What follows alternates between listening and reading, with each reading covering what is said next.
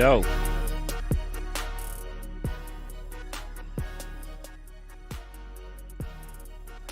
Hello, hello. Can y'all hear me? Welcome to the stream.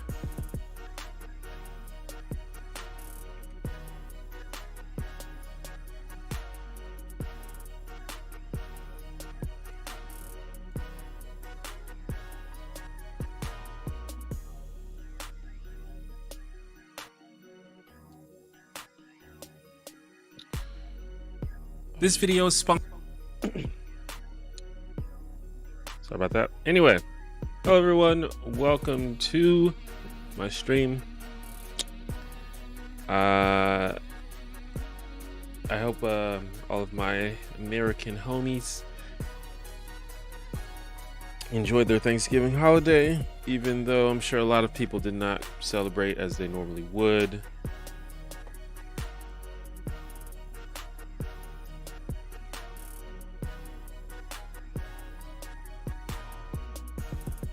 But you know, that's the new normal. Hopefully, this new normal is temporary. But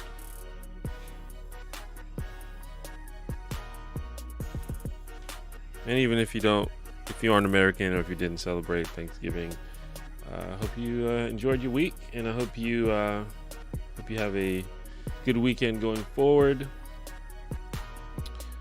As is implied by the title of this stream, I just literally just released a video on my channel. So if you haven't watched it, you should go ahead and watch it. I won't get mad if you leave the stream and go watch it. It's about like 14 minutes long. Or you can wait until the end of the stream and go watch it. Or if you've already seen it, that's good too, but you can go watch it again. I'm doing quite well. Why is my camera shaking right now? Doesn't look like it's shaking. Is this the fan? Shaking the whole room. What's up, Micah? What's up, Gabriel? What's up, King Smegma? That's a name, isn't it? What's up, CCD? What's up, Don? Did I have a good Thanksgiving?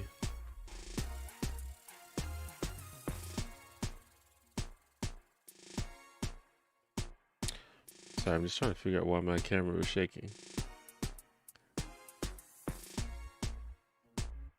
But yeah, my Thanksgiving was fine. I didn't, as I said, we didn't, much like other people, we didn't do a whole lot. We didn't do our normal big family gathering.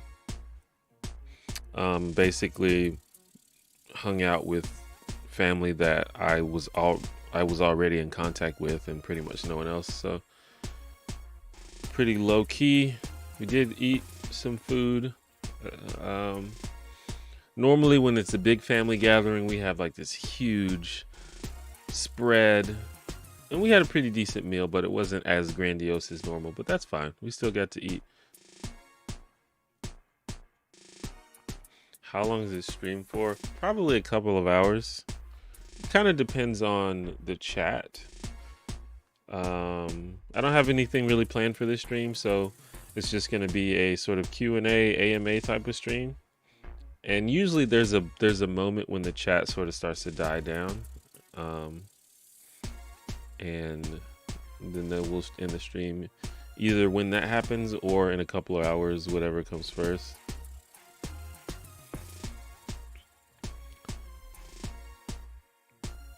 Good morning, Runnymede. It is definitely not morning where I am. It is 6 p.m., but good morning to you. What sides did I enjoy most? I always enjoy the macaroni and cheese and dressing. Apparently, and y'all can verify this or not, some people don't eat macaroni and cheese for Thanksgiving. That's like, I live in the South, so we eat macaroni and cheese whenever we can. But I've seen some things, particularly people like on the East Coast, like they don't associate macaroni and cheese with holiday or with Thanksgiving specifically.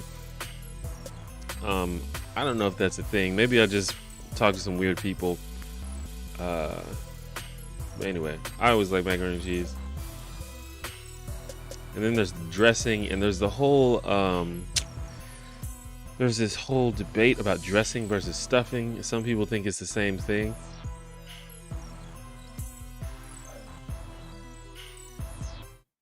It's hard to describe what it is. It's similar to stuffing, but it's not stuffing.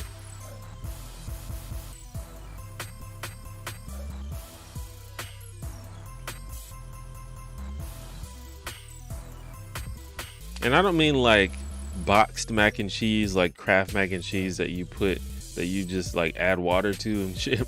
I'm talking about like a full casserole style baked mac and cheese. It's like almost always the best part of dinner. But it's so weird. Like in the South, this is a staple.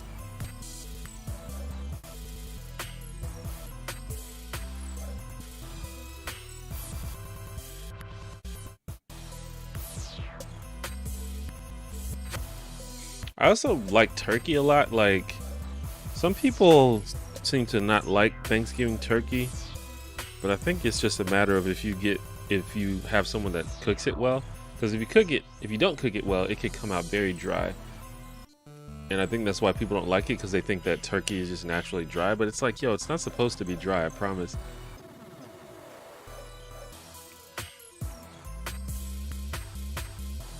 And I'm starting to get hungry just talking about it. And I do have some leftovers.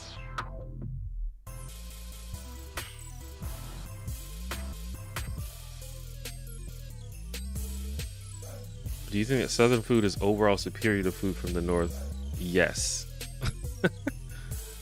Absolutely.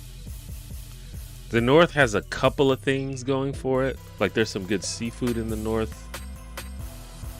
But the South, I think we figured out food.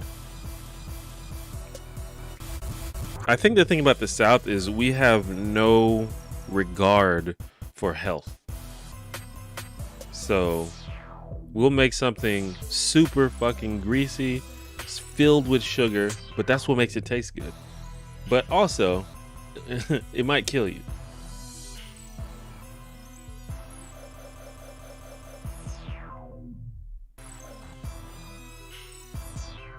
But if those of you that never visited the South, just go to what we call a meat and three.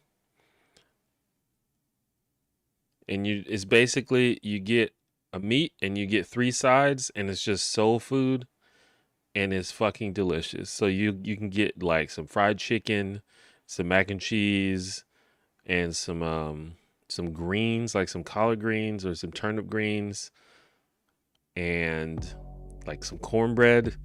It's delicious. It's like the best food. It's the best type of food. I've never had haggis before.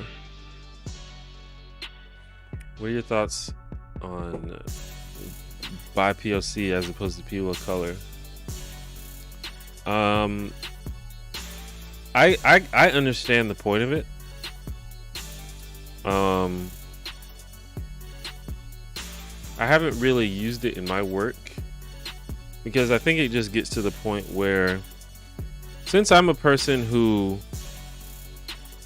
I work in a medium that requires writing and speaking, I'm very interested in finding terms that are like linguistically elegant, and I don't find it to be that. It's kind of awkward to say.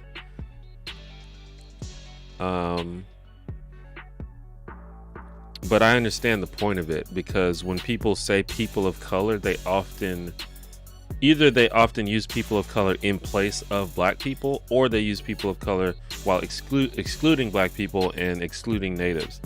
So I understand the point of it. I just try to make sure that I'm clear in what I mean when I'm speaking.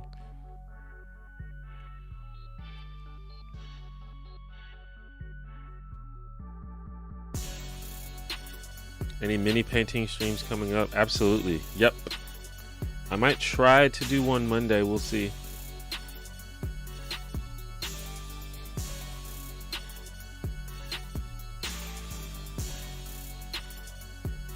What's my favorite American dish? My favorite American dish. Does chicken fingers count as a dish?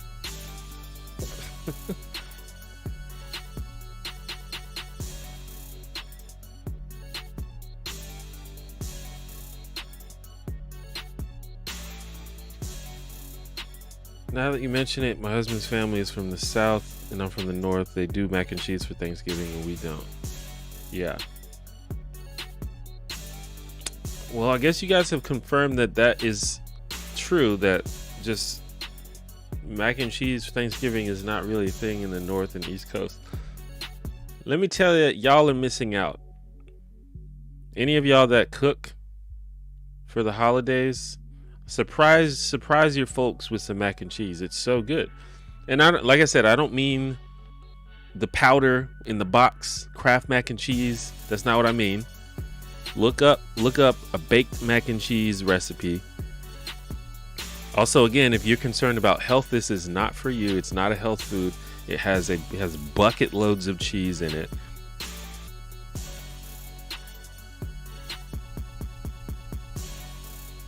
But surprise them.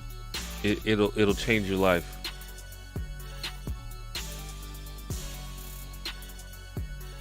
How closely do you think a white person has to be related to a non-white person to be mixed? Well, I don't think that race is somewhat arbitrary, to be honest. This has always been my assertion about race, is like it's not really a thing and it's somewhat arbitrary, and it really just depends on how people react to you. Like, I think you could go around all day saying you're mixed, but if you look white, people are going to treat you like you're white.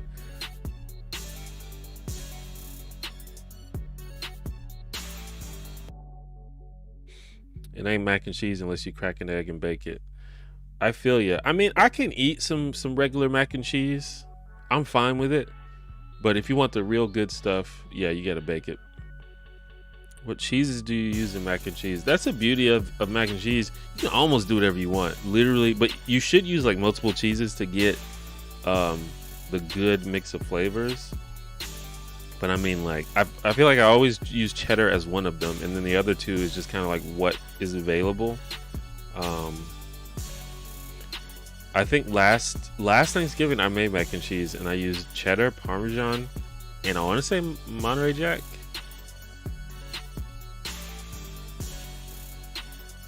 Use Parmesan, sets it off. You should try that. But yeah, I feel like you can use any combination of cheeses that you like. Probably one of them should be cheddar though. Maybe not, probably not. It doesn't matter.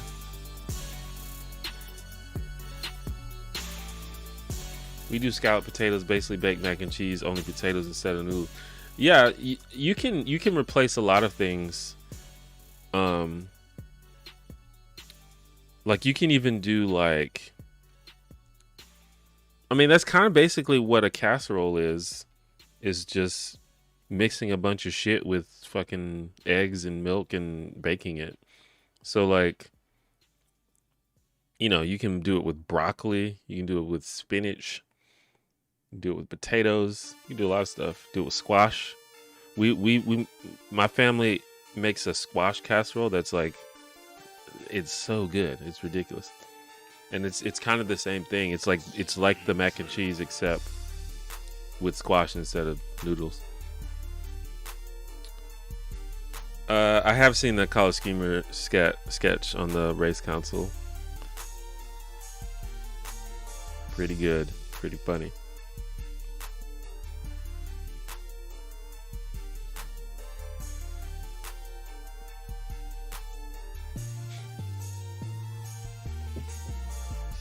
Yeah, if you can't eat dairy, I don't know how to help you on that. I'm sure there's a way to do it. But I feel like I mean, the word cheese is in the name. And I don't have a lot of experience cooking for people who can't eat dairy. Like, I have a friend who's lactose intolerant and can't eat gluten. And it's like, I don't even know what to make for you. And there's a lot of substitutes, but they are like chemically different, and you have to prepare them differently. And I don't really know how that works.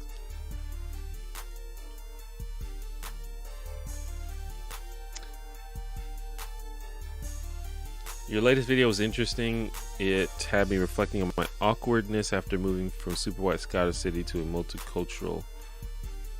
Yeah, I mean, I feel you.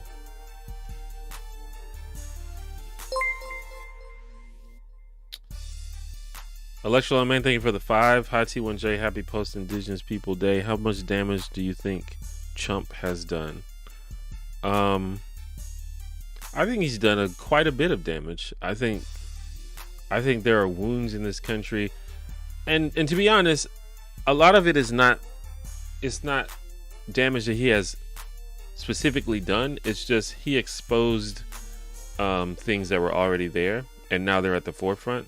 And I think a lot of those wounds are going to take a long time to heal, decades probably.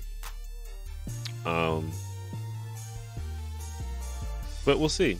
I think that we could fix a lot of these problems with, you know, good leadership and, you know, actual compassion, but I don't have a lot of optimism that that's going to happen at the highest levels in this country, because that's just not how this country works. So I think it will take a long time for a lot of these wounds to heal. Do I think semi-automatic weapons should be banned? Aren't like the vast majority of weapons semi-automatic? Or the vast majority of firearms? So when we're talking about guns, you have to differentiate between practical and idealistic. Idealistically, I think that all guns should be banned, because I think guns are bad for the world and they offer no service to people. But practically, I know that will never happen. So we have to take sort of common sense steps to limit the amount of people who are needlessly killed by this terrible product. And, you know, I'm not the expert on that, but ideas that may work are requiring increased training, increased background checks, and banning certain types of guns. Obviously, probably fully automatic, although those are usually already illegal, but accessories that convert semi-automatic weapons to automatic weapons. So quote-unquote assault weapons that are designed to accurately and easily kill a lot of things, or to kill large things. Like, there's no reason for people to have those. You know, I mean, hunting is one thing, but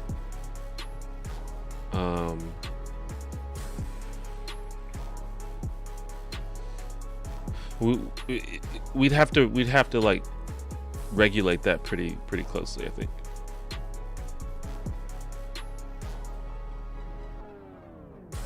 What does success mean to you? I guess for me, I mean, that's a broad question, but I guess success is just if you get to a point where you no longer feel stress about making something of yourself in the world, I guess.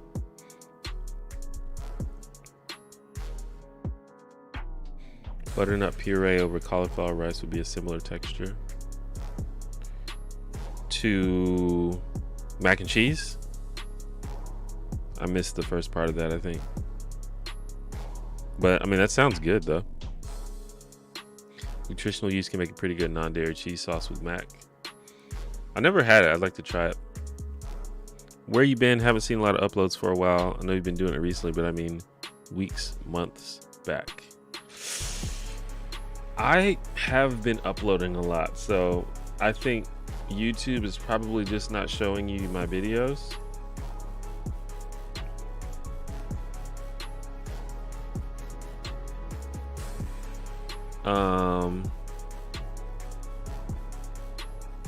Yeah, I don't know what to say about that. I mean, there have been times where I've only uploaded one video a month, but I have always uploaded at least one video a month. since forever, and sometimes 2 videos a month. There has not been a month in perhaps like 2 or 3 years where I have not uploaded a video, at least one. I think they're gonna have to write more shit down in terms of what's acceptable in these elected offices. Too many norms were destroyed. Yeah, the problem is, I mean, when you say write shit down, you mean like make it law? Or because a lot of this stuff is stuff we already sort of accepted, and then we just kind of, Trump came along. See, the problem, I think one of the big problems is what part of what establishes norms in this country is the media, and the media treated Trump like he was normal, or maybe not so much that he was normal, but they didn't regard his nonsense with the correct response. Like, they should have treated it like it was nonsense instead of covering it like it was just more politics. Like, I think the media sort of normalized a lot of the stuff that we previously would have never accepted. And I think part of the reason they did that is because it gave them ratings. Covering Trump, all day and all night, people wanted to watch that shit. So they could never outright condemn Trump or just like be clear that, hey, this is not normal, because I think that would turn people off from wanting to watch every day.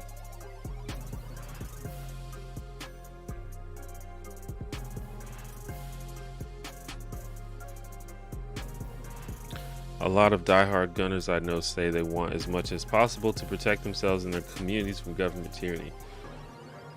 Well, the problem is I don't really buy that. For one, that's never going to work.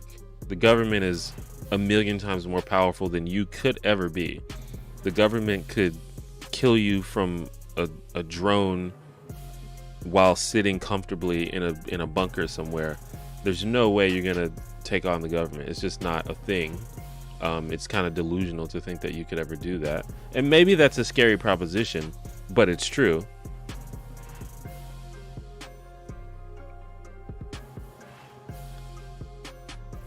And also, we've already seen signs of government tyranny. We've seen, where are these people when cops are killing people out in the streets? Where are all these people protesting, showing up with their guns to protect people? That's literally state-sponsored tyranny. When cops are allowed to murder people and get away with it. When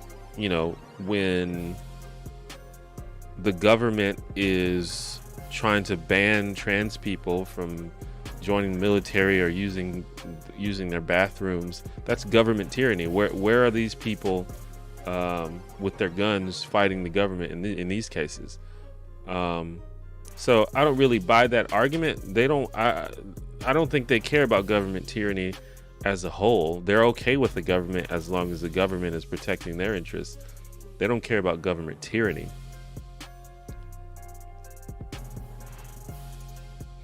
They treated. Are you a fan of laugh tracks in sitcoms? Do we laugh because other people laugh, or is it actually funny? Thank you for the 444 electric, low main. Well, yeah, I mean, the reason that laugh tracks exist is because we know that laughing is contagious. So yeah, part of the point of laugh tracks is to make people laugh because they heard someone else laugh. But I mean, I don't know, that there are sitcoms that I love that have laugh tracks, and there are sitcoms that I love that don't have laugh tracks. It's just a different format. I don't know, like I think people try to compare the two, but I don't think you should really compare the two because they're two different formats. It's kind of like comparing a mini series to a movie. There's just two different formats. It can be kind of jarring when you watch something that is not funny, but there's laughing. I feel like that's kind of a weird, it's an awkward interaction. But yeah, there are definitely funny shows that have laugh tracks. Like Seinfeld is one of the funniest shows I've ever seen. It has a laugh track. I know a lot of people don't like Friends, but I think Friends is funny as fuck and it has a laugh track. And then there are funny shows that don't have laugh tracks. Like Parks and Rec is super funny to me. So yeah, I don't know. It's a different format. They treated normal stuff as a big deal, so it was impossible from the show to scale the crazy stuff he would pull. Well, I think that the media has always been known for sensationalism. So I think maybe you're saying the same thing in a different way. They were comparing Trump's antics to just anything else that would happen. So that's kind of the same thing you're saying. I do think the media is, I mean, they've, since the beginning of news media, they've been guilty of sensationalizing things. So they would sensationalize Trump to the same extent when they should have been doing it more.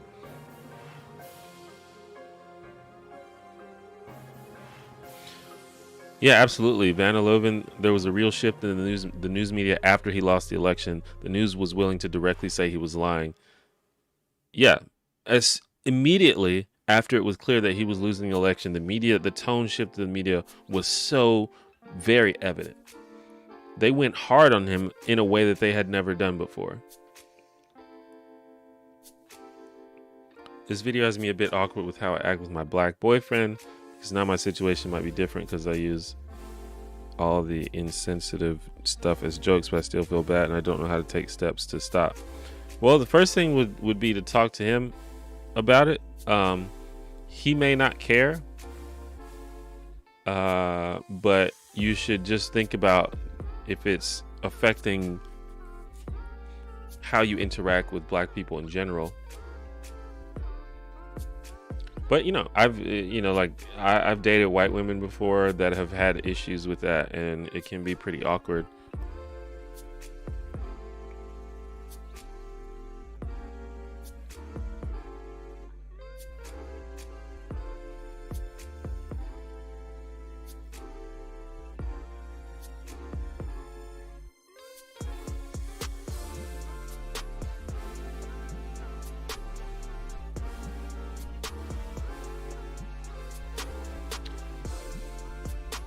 The argument I specifically heard is when the government puts troops on the street, that's when I start shooting. I think the mask of police keeps them from acting. But the thing is, first of all, they haven't have they not actively called the National Guard? I don't know if they've done that yet. But Trump very specifically tried to do that. He wanted to do that. And I don't know if they've sent in the troops, but there have been these unnamed sort of law enforcement groups that aren't the local police that have been showing up in certain cities. So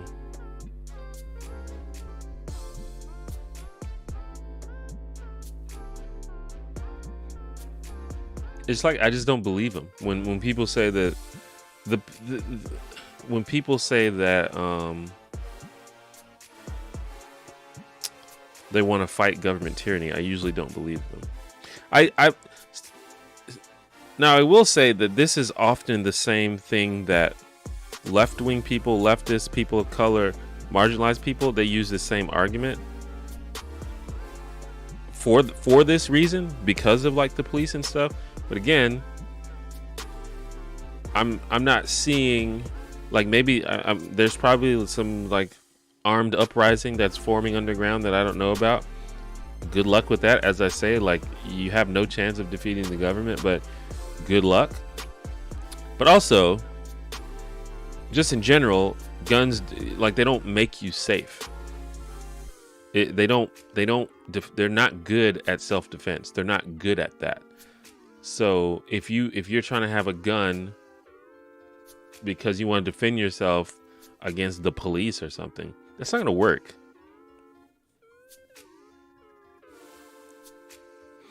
Like, all of these arguments are like emotion-based arguments and not reason-based arguments, and that's It's one of the reasons why I don't really accept them. What's up, Latoya? Thank you for the compliment.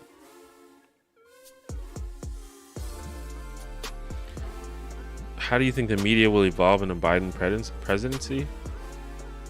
I don't really think that they'll evolve. I think they'll continue to do it as they do. The media has always been about sensationalism.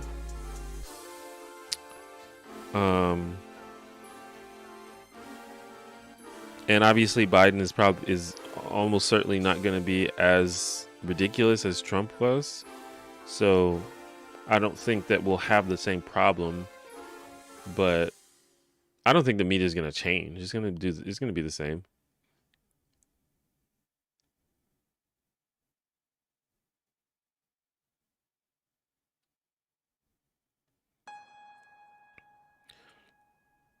Do you think trans people actually reinforce gender roles by transitioning rather than accepting the gender they are and acting however they want? I think this question is weird because you said accepting the gender they are. So your question is reinforcing gender roles. But yeah, I mean, yeah, they're reinforcing gender roles, and I think that's fine. That's kind of, I mean, gender is it's ingrained in our society. There are people who wish to abolish gender, but not everybody wants to do that. And it seems like most people don't want to do that. It seems people identify very strongly with certain genders.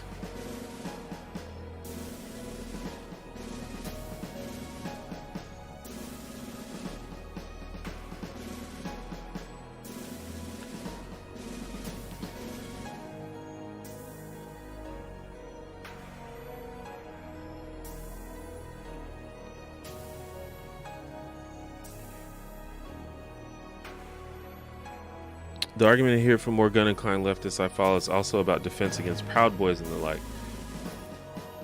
Yeah, okay. I mean, that makes sense too. But again, guns are not good at doing that.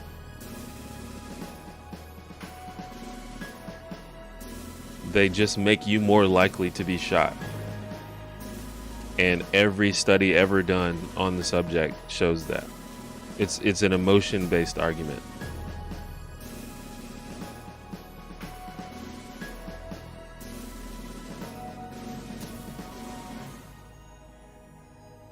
I think you said previously you watched the show 30 Rock. I keep thinking about the character Jack Donaghy and Trump. Do you think likable conservative characters normalize people like Trump?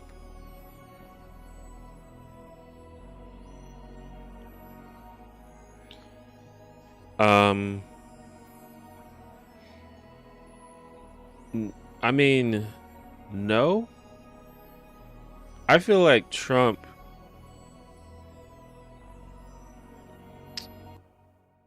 I don't know. It's hard for me to get into the mind of a conservative, but Trump seems so far removed from any idea of what like standard American conservatism is. Like Trump is, like when we say Trump is a fascist or is a proto-fascist, I don't think this is an exaggeration. Like this level of authoritarianism and, you know, disdain for the media and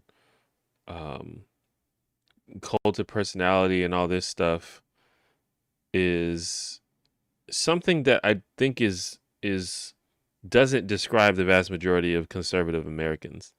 I think it probably applies to the Republican establishment, but most Americans are not like that, as far as I can see.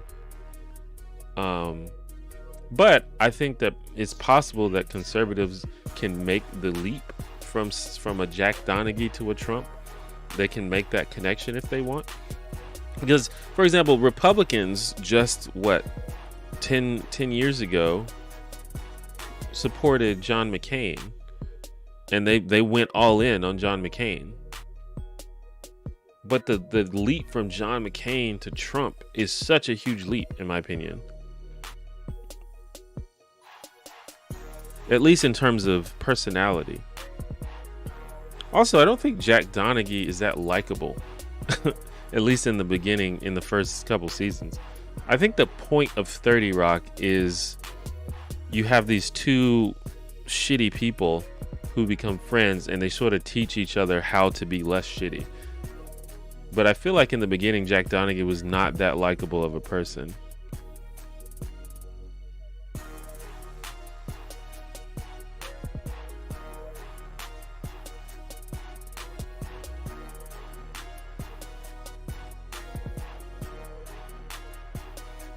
How about tasers? I don't know that much about tasers. I've read that tasers can still be lethal, but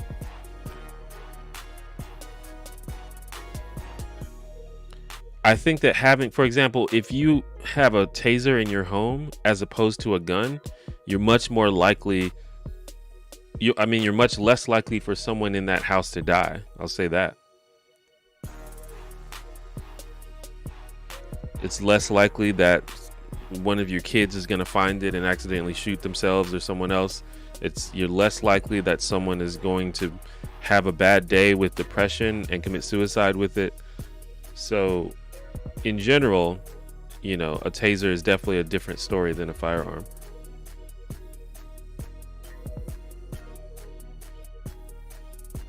And I think with that, this stream is going to be demonetized. But that's fine.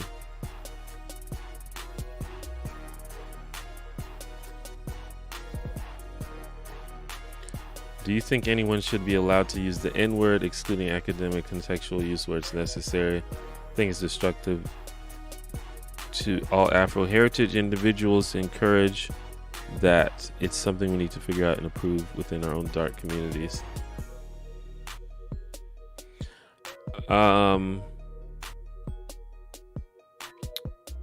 No, I don't understand the argument of why like a lot of people say that black people shouldn't use the N-word, but I don't understand the argument.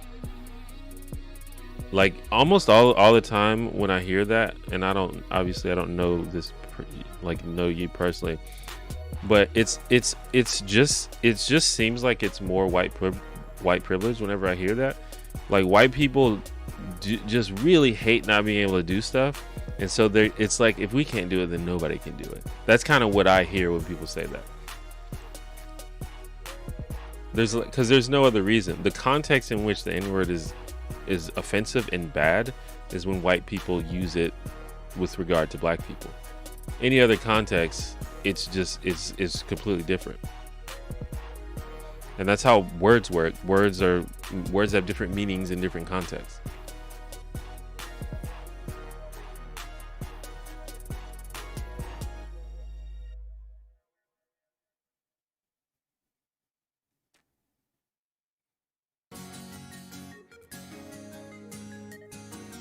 McCain and Romney are breaths of fresh air. Now, the left in general treated them like cancer at the time. I still remember McCain shutting down a birther at one of his rallies. Yeah, well, this is the ideal. This is what,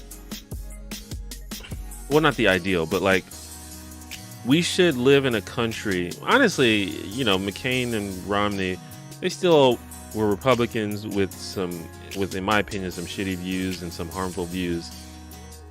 For example, John McCain was pretty homophobic.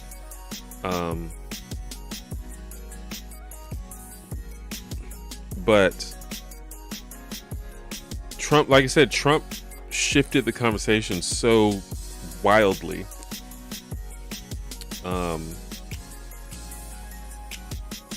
Like we want to go back to where something like McCain is our biggest problem. Even beyond that, we want to go back to where something like Biden is our biggest problem.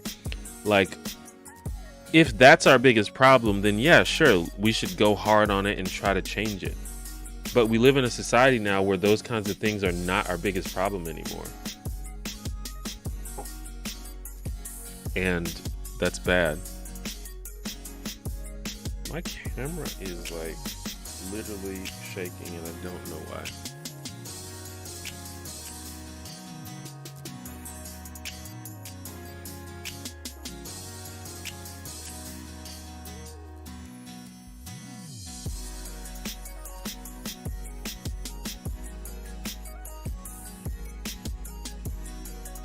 I've been weary. Wait. I've been weary of identity politics and HR sort of interactions. I'd like to move more to material analysis of systemic power, but I don't know where to start. It's easier to change personal behavior.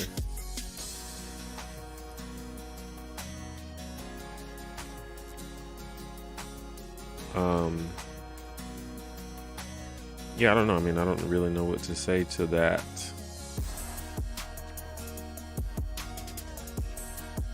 I mean, you can start wherever you want. It's on you. And I think it is easier to change personal behavior, and that's kind of what I've always pushed for on my videos. I think that there are obviously more general issues and bigger issues, but the way that we begin to fix a lot of those is to start with ourselves. So watching a new video, I run D&D for my campaign. I noticed every NPC was white in my mind. Better start working on that. Yeah, I think that happens to a lot of people. We just use white as the default, and there's no good reason to do that. And I think the only reason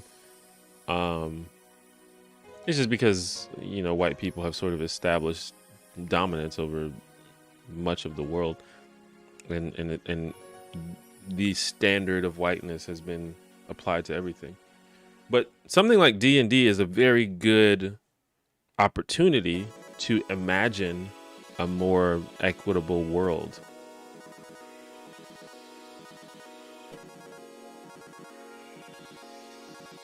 Like, I run a D&D campaign right now where there are it's similar in that there are white humans and black humans and Asian human, or, you know, the rough equivalents of that in a fantasy world. But and in my campaign, white humans are the majority, as they are in like America, but it's talked about, it's like discussed in the game. And I have, like, you know, there's one town that is pretty much 100% black people, but I didn't want to I didn't want to use like American stereotypes, so it's like completely different. But I just think it's a good opportunity to talk about things like race and stuff, especially when you've got more than one race. You know, you've got goblins and orcs and elves and shit, so you can do a lot of exploration on that.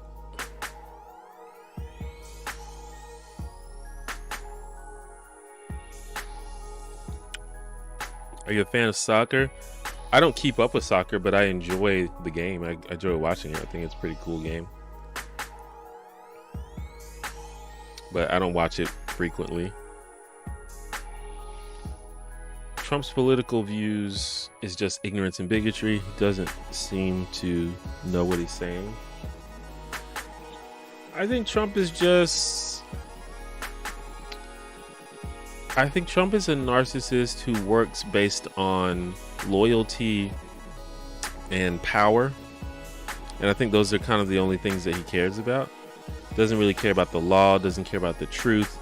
He just cares about making deals and gaining power and people being loyal to him. And it seems like he's willing to do whatever to achieve those things.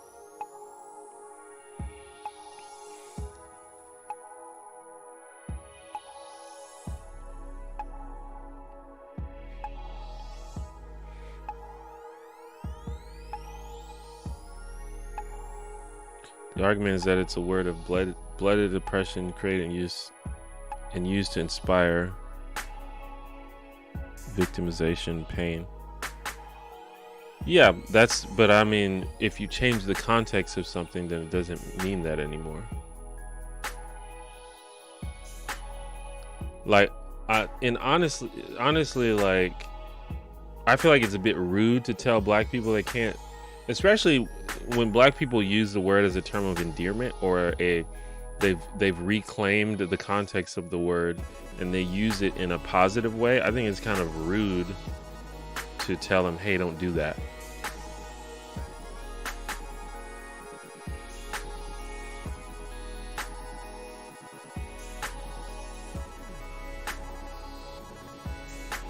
So from your other video, any hint on how to get rid of your racial unconscious biases?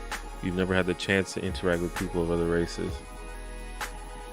You just have to stay conscious and continuously re-examine yourselves and why you think why you think the way you think about things. And even though you may not get to interact with people in your real life, you can try the internet. There's a lot of opportunities to interact with people on the internet. Keep consuming content, keep reading, keep doing all the things like that. But really, it's going to require introspection, and that might be exhausting. And I think the reason that it's exhausting and hard is the reason why most people don't do it. But if you really care about it, then you have to do it. Just constantly re-examine yourself and your mindset and why you feel the way you do. Be conscious of your thoughts and your prejudices. If you see something and you have a gut feeling, think about why you have that gut feeling about it. If something happens, or if you see a person and you have a negative reaction, take a second to be like, why do I have a negative reaction? Is it okay, or is this based on some kind of social conditioning that I didn't consider? You just had to keep doing stuff like that.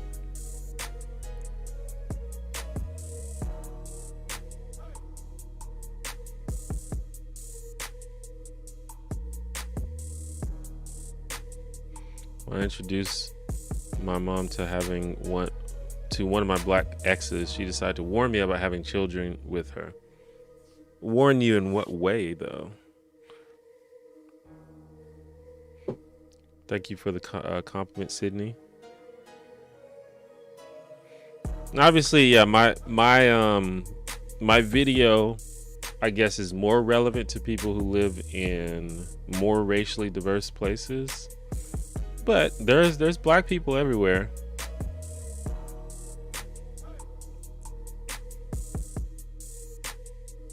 How can somebody be a racist and have friends or a partner from another race? Well, I just made a whole video about that. You should go watch it.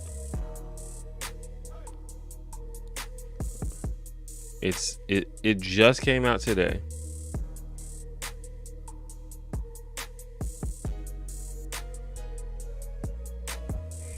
I mean, if the warning is, hey, you shouldn't have kids with a black person because that's not good, then yeah, that sucks. But hey, the warning might have been because I've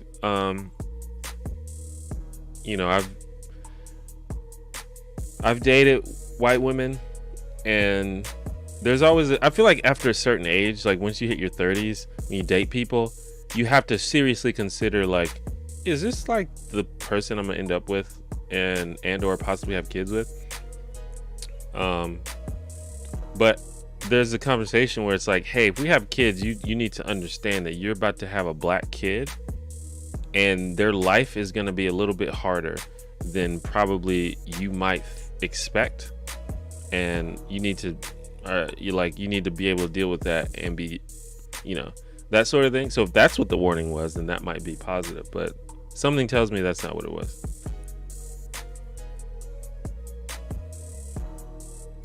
Do you have any ideas on how to organize and interact with people during a pandemic? Well, obviously the best way is online. Facebook groups, Discord, Twitter DM conversations, email threads.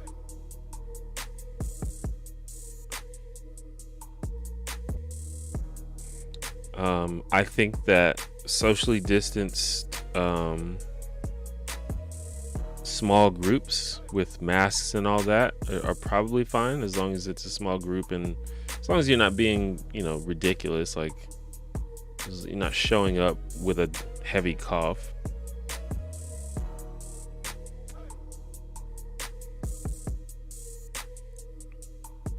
Thank you, Donato. What's up, Larry?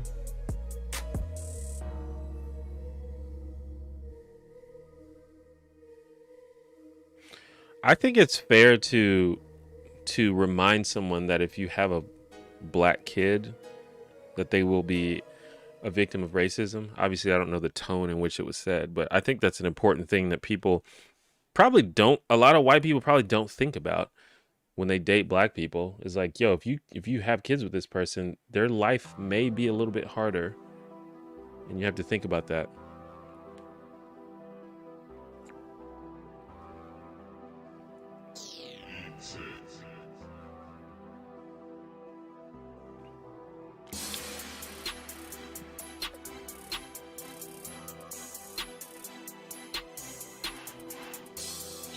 If racism is structural, isn't the priority to dismantle those structures so that those individuals' mindsets can be liberated from the racist, sexist, queerphobic mode?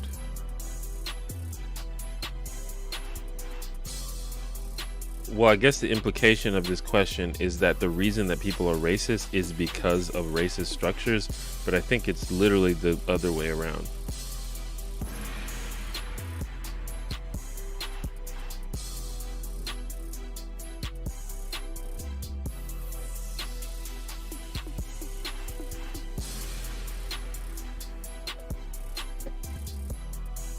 And this sort of gets into the, well, I don't know exactly what you mean by structures. I have to be a little more specific on that.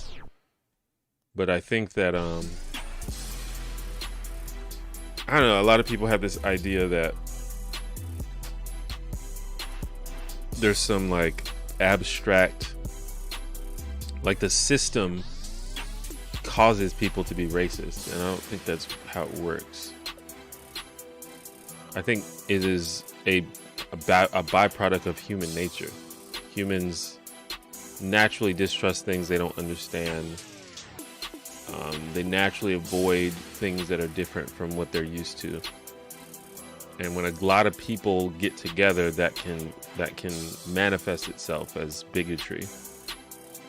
And I don't think that's going to change. I personally don't think that's going to change.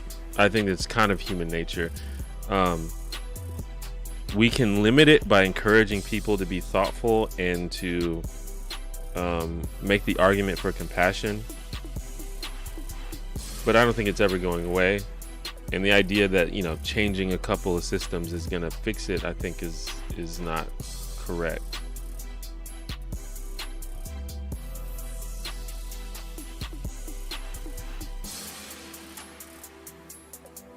So what we have to do is create a system where, given the fact that people are going to be racist, that they can't wield that racism in a way that causes people harm, particularly in a systemic way.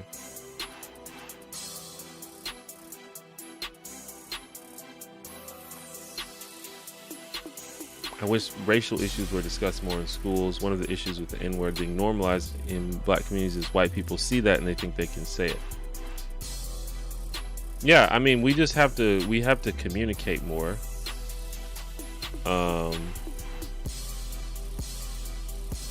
But a lot of that, I think, is tied into white privilege and the idea that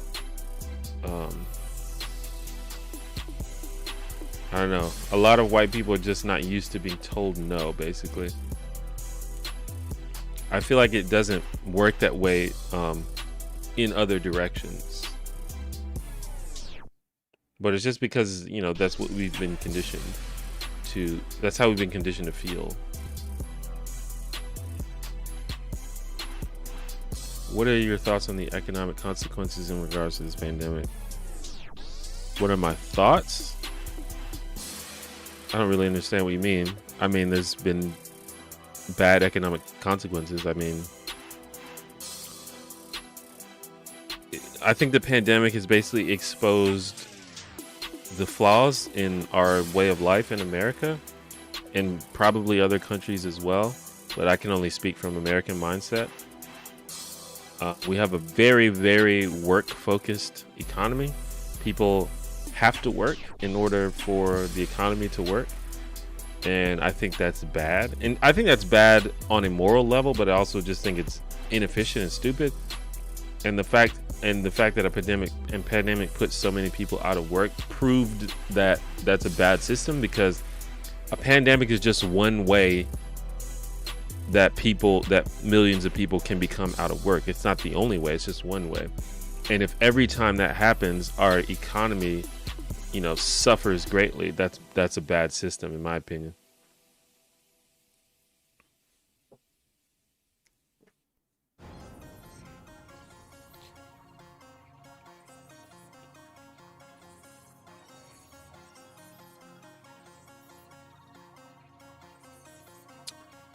Thank you, Jared. Seems the left in America somehow embraced the racist ideas. Not sure exactly what you mean by that. Not many people speak about height privilege. I feel really privileged to be tall. Like, people pay more attention to tall men. Yeah, I think that's true to some extent. I mean, there's all kinds of privileges. There's like a certain...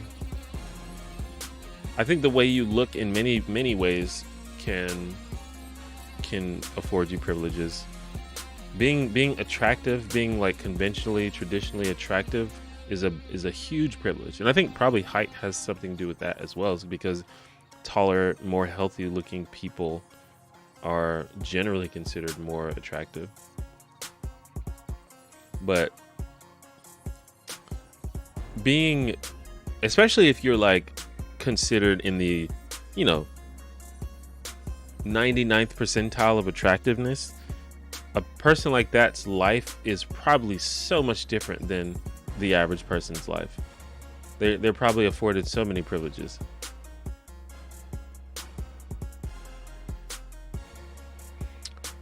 Oh, it probably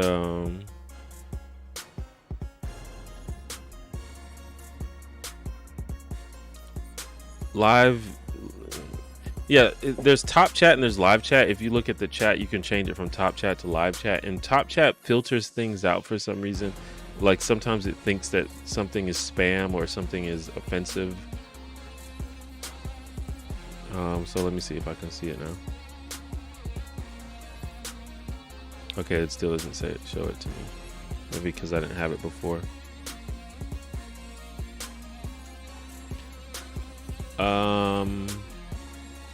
Okay.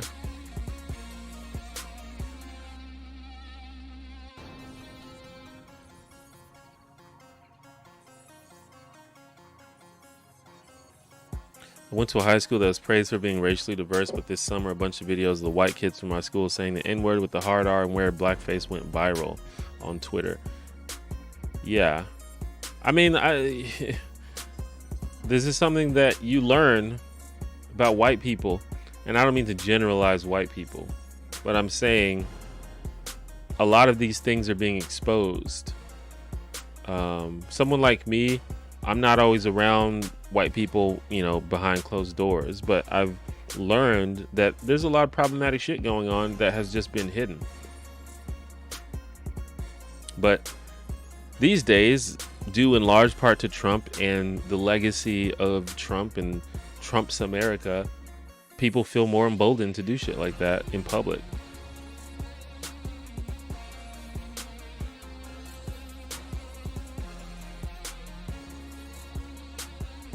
And yeah, just because you're, in the same school or the same room as a black person or whatever, it has no bearing on whether you become less racist.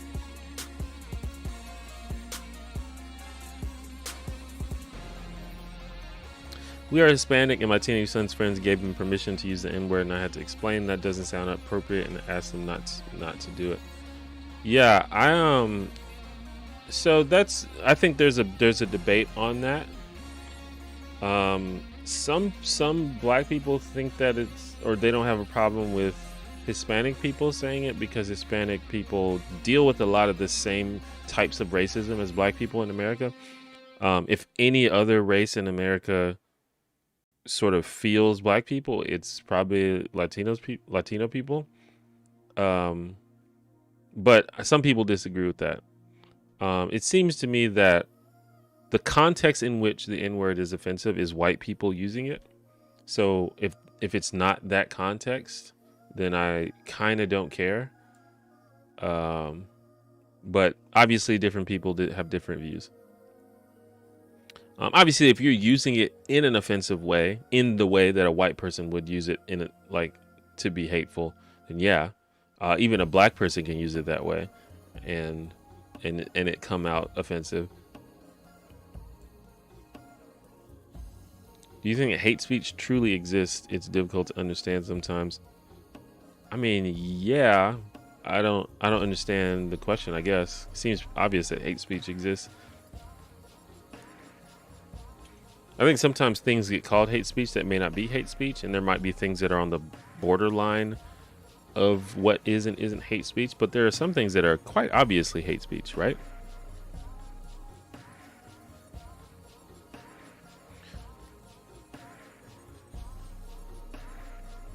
Just want to say thanks for the racism as a noun versus racism as adjective distinction. It's giving me a useful lens for looking at my own behaviors. Well, awesome. I'm glad that it helped. I feel like, again, calling people racist, I think is, nobody wants to be called racist. And sometimes it's a conversation stopper, but we have to be able to talk about things without getting defensive. And we have to be able to examine ourselves without whining.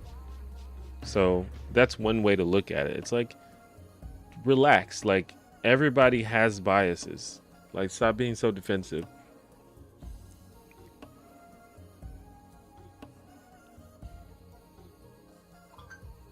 What's your take on white people who adopt black kids? I think that's fine in principle. I think it might be a little weird if they have some kind of sort of fetishization of black kids, and that's the only reason that they're adopting them. But I mean, in principle, it's fine. One of the things I never understood about America is why a child of a black and white person is considered black only. Why are Obama and Harris considered black only? Well, as I've said many times, race is arbitrary and largely depends on how people perceive you. The reason that Obama and Harris are considered black is because they look black, and that's pretty much it.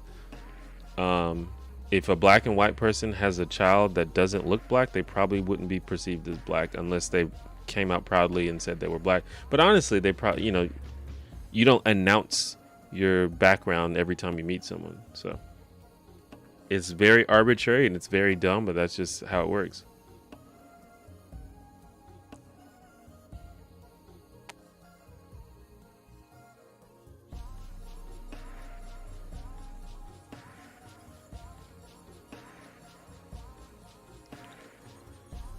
Have I watched Arian Foster's podcast? I actually have.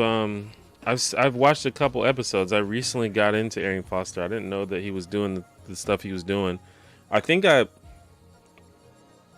saw a conversation he did with Destiny, and that's how I learned that he was doing political type stuff. But yeah, Arian Foster is underrated. His stuff's pretty dope. And then I looked and I saw that he was following me on Twitter, which is pretty cool.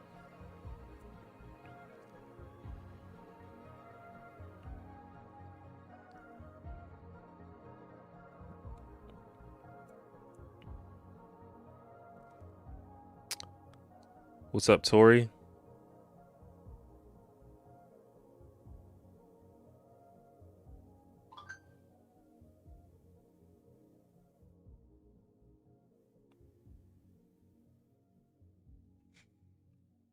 But yeah, race seems to be based mostly on just how you look in everyday life. Obviously we use kind of a shorthand when we talk about black people and white people, but it really depends on the context.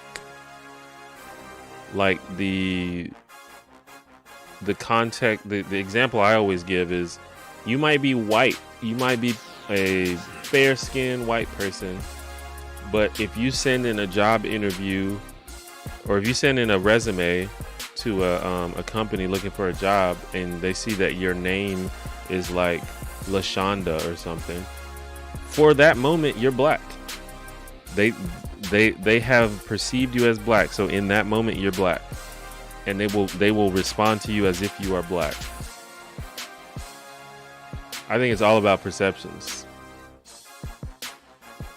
Like you might have a Native American father and a Latina mother, but if you come out and you have super fair skin, the world's going to treat you like you're white. So you're white, basically. And you may correct people in certain situations where you're like, no, I'm not. I'm actually biracial. I'm not white. In that instant, you may have, changed it. But as soon as you leave the room and go somewhere else, you're gonna be white. And I don't know. I feel like that's kind of how it works.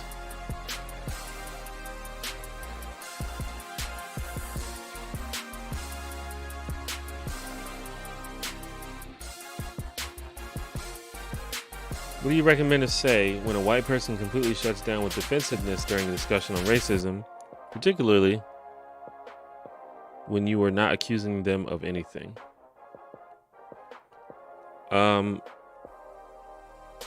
Well,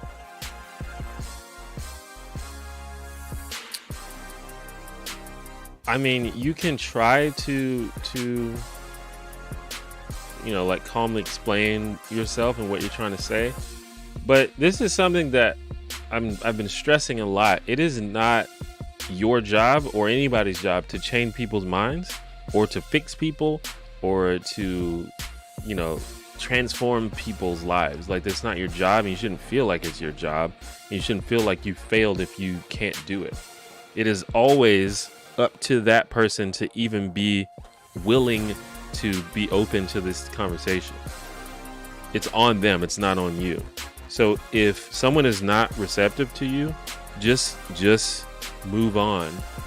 A lot of people have this weird need to fix people, but that it just doesn't work like that. They have to be willing. So, like the way that I go about life is I have stuff to say. If people want to hear it, if you don't want to hear it, that's fine. That's fine. Listen to something else.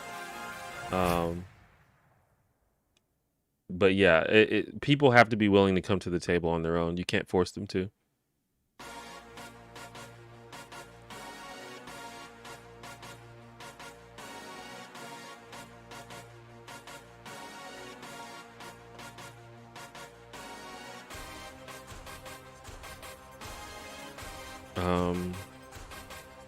I have not seen Keith Knight's recent show, Woke. I don't watch a lot of shows.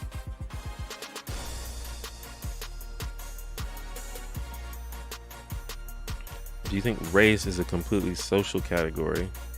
Is it totally distinct from ancestral pool concept from anthropology?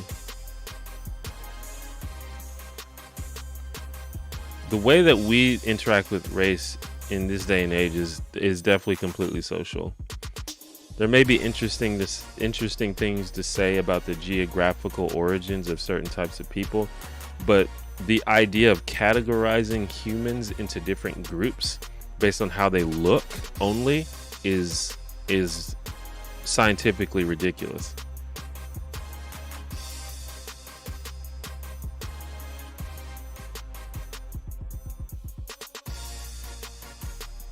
But yeah, there's interesting conversations about how different people whose ancestors come from different geographical locations develop different physical features as a evolutionary advantage, or not even as an evolutionary advantage, but just as a reaction to the geography in which they live, and geography and climate in which they live. But it's not really a useful classification system for humans, and especially the way we talk about it is definitely completely social for the reasons that I said. A person, there could be two people who have,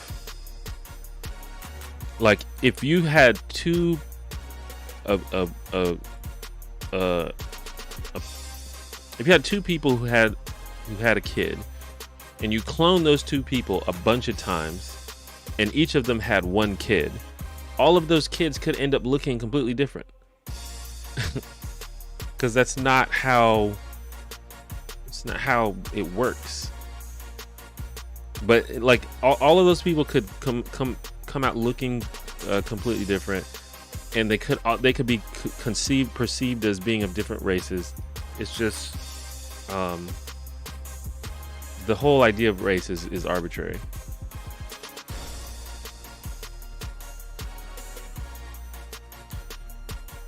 Have you been enjoying season 4 of Tekken and the net? I actually have not been playing a lot of Tekken. I've been playing a lot of Street Fighter, and I've been playing a lot of Melee. Also, the game I'm probably gonna be playing the most is WoW, because they just released a new expansion, so I've been playing that shit a lot. I have not been playing Tekken though.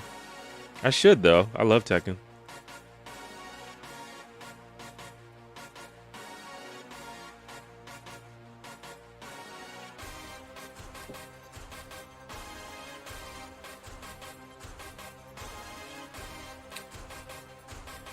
Tori, there are people who want to try and change people's minds. If you want to do that, that's, you can figure out effective debate strategies and things of that nature. I just don't feel like, my personal advice would be like, I don't think that's your job. But not everybody. Some people want to do it, and just know that it's going to be frustrating. It's going to be a hard road, but I think you should not stress yourself out trying to reach people that don't want to be reached.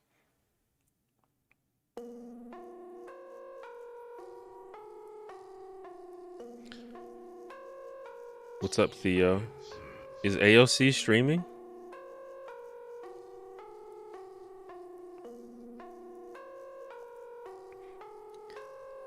Sometimes I stream WoW also.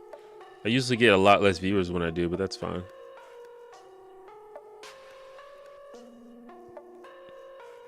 I don't feel comfortable supporting Blizzard. I think that's fair. I have played Lethal League. Well, I used to play Lethal League way back in the day. Is Lethal League Blaze a new one? Oh, cool. I didn't know AOC was streaming. I thought that stream she did a while back was just going to be like a one and done type of thing.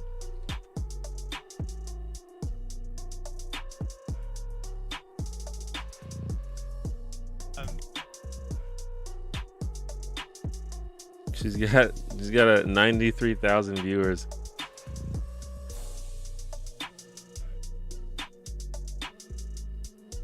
I wonder if she's allowed to make money from Twitch.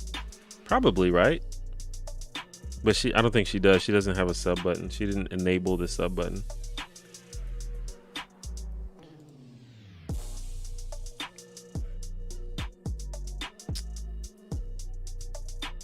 So then racism is some degree of hostility, not towards people with some ancestry, but rather towards people of a certain look. It is hostility towards...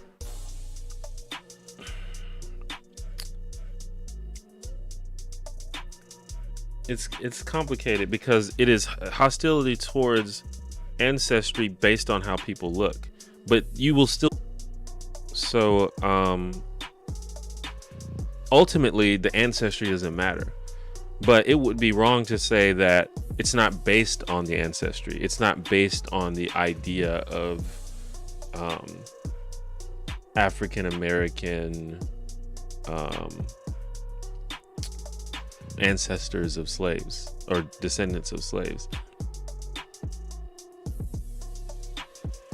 But ultimately it is based on how you look, for sure, because you can't tell someone's ancestry just by looking at them.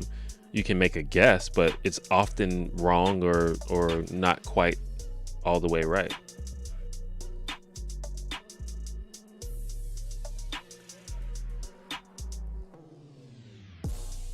Like, you know, the yeah, I mean, I think that explains it. Yeah, AOC, I think her only streams have been game streams. She's playing Among Us right now, and that's what she played last time as well. Just watched a new video, and I definitely feel that you probably don't have black friends element. I've had a handful over the years, but I never seem to be in diverse circles. And listen, a lot of it is not people's fault. It's just the environment you're in. Obviously, if there are no black people around you, then how are you going to make black friends?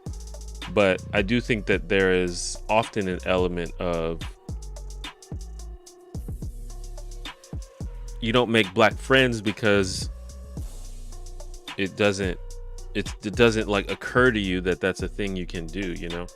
Or like if you do have black acquaintances, you kind of treat them as the other. It's like, oh yeah, that's my black friend. These are my real friends, and that's my black friend.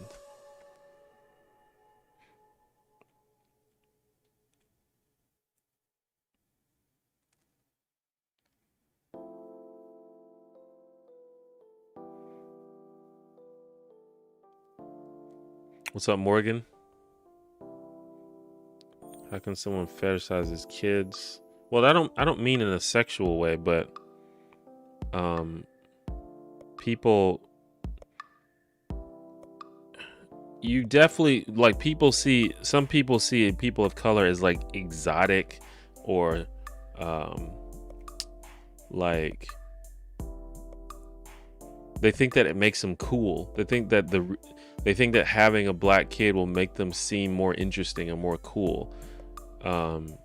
Like that's what I mean by fetishize.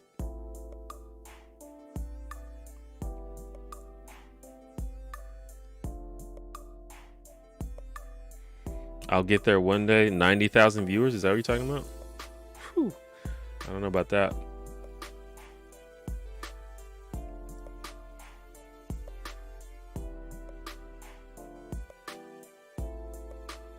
I think that I'm pretty sure AOC is actually a gamer though. She used to post about how she played League of Legends and stuff.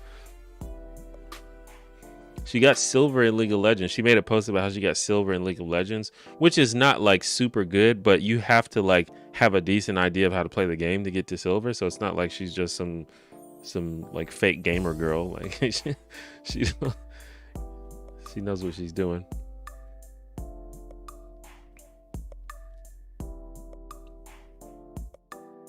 I'm half black and half white. I get confused with being Hispanic all the time, even from people that are from those areas.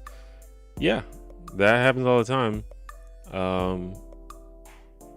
Even some darker skinned white, just straight white people get confused for being Latin American. I'm sure natives probably get confused for that as well. What's up, Miles? Do you think it should be mandatory for there to be unisex bathrooms for people who are non-binary, don't feel safe using the restroom with other people? I think we need to get to a point where bathrooms are not gender separated. The problem is a lot of people probably would have problems with that. But yeah, I think ultimately the ultimate goal is for bathrooms to not be gender separated. And a lot of I've been to a lot of places like restaurants and bars and places where the bathrooms are not gender separated, and it's fine. There's no problem whatsoever. I think the issue is going to be more public bathrooms, like larger bathrooms where many people can be in there. I think a lot of people would be resistant to those being gender neutral, but we have to get to a point where that is the thing. I don't know exactly how we get there or when we get there.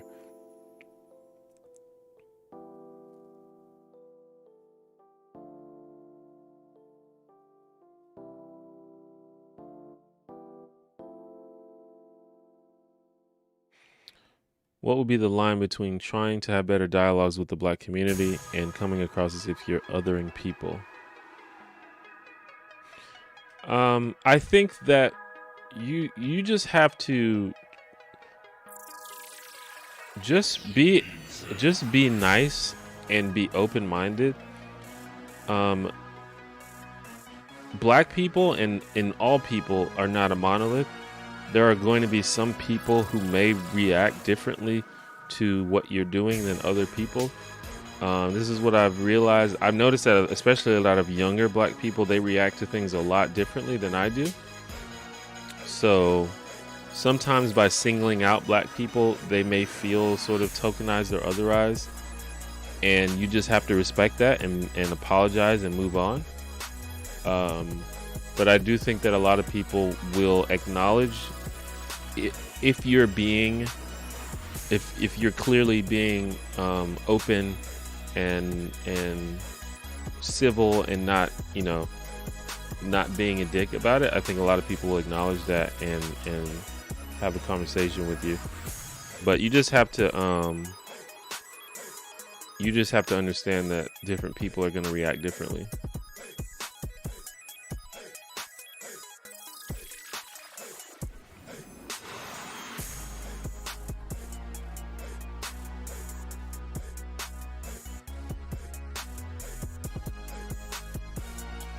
The college I went to did it by making a few bathrooms gender neutral and others male female only, and it worked pretty well. My main complaint was not making all single occupant rooms neutral. Yeah, there's definitely no reason for single occupant bathrooms to be gender neutral. There's no reason whatsoever for that. I'm a pretty young dude. Yeah, when I mean like younger people, I mean like Gen Z people. That Gen Z, I think, has a whole different mindset, a whole different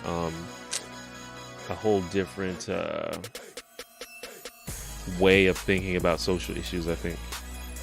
And in some ways I think it's good, and in some ways I don't understand it, or it's just different than what I would do. Why do we need bathroom to be gender separated? I don't think we need bathroom to be gender separated. That was kind of what I was saying.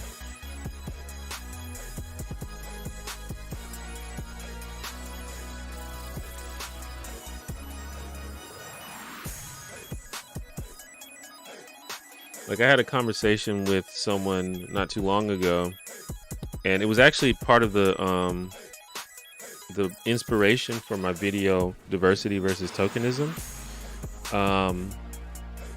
Someone asked me, like, they wanted to boost black voices, they wanted to share black creators, but they were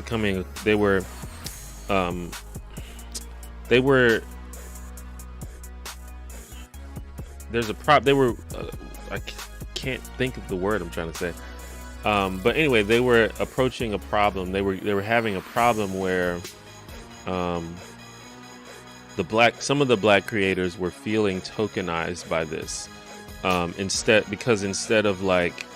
Instead of saying, hey, here's just a cool creator that I like, they're saying, hey, here's this black creator that you should watch because they're black. And so I kind of understand why that may make you feel tokenized or otherized.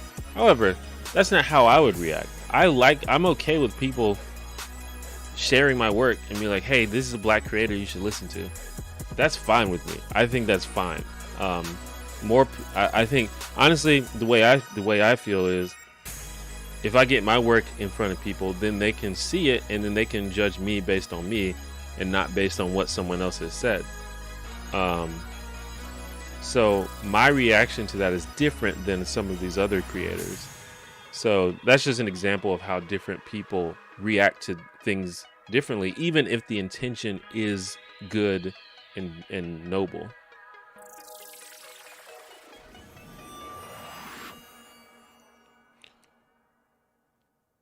Do you think that people overvalue human aesthetics, over-sexualize it, and taboo it at the same time, which leads to a lot of unhealthy attitudes, internalized or otherwise?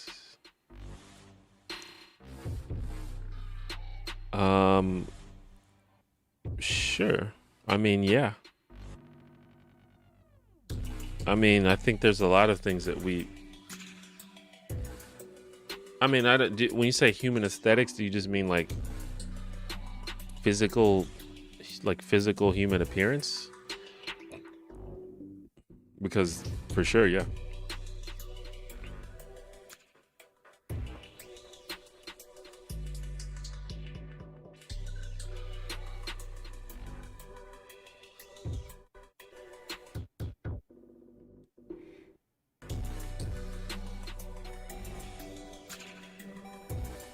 I think that chat may penalize some longer messages and prioritize channel members. I'm not sure. YouTube has all kind of weird algorithms, but I don't think a channel member has chatted in a while, right?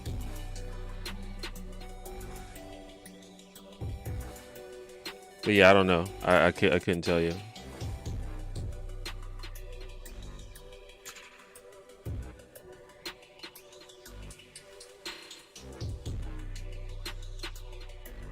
Yeah, it seems like it could be annoying to have your race put ahead of your content. Clearly depends on the person, though. Yeah, it's just gonna depend on the person.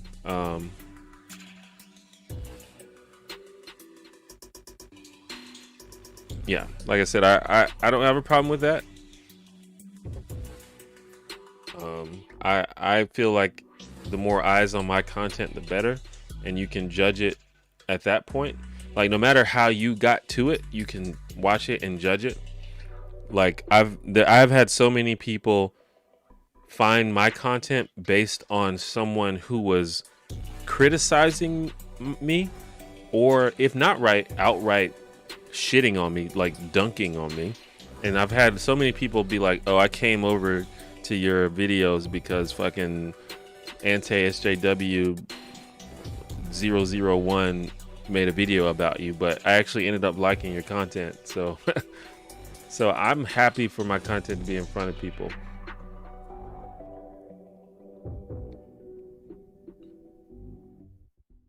Obviously in those situations, a lot of people don't actually engage with the content, but some of them do.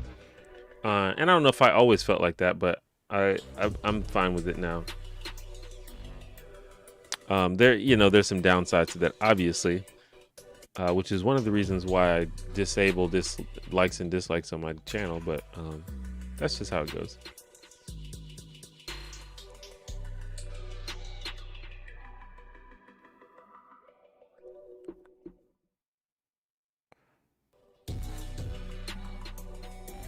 I'm Jewish and I would gladly forget about this random fact if not for occasional anti-Semitism. Do you feel similar way about being African American, or is it of more importance to you?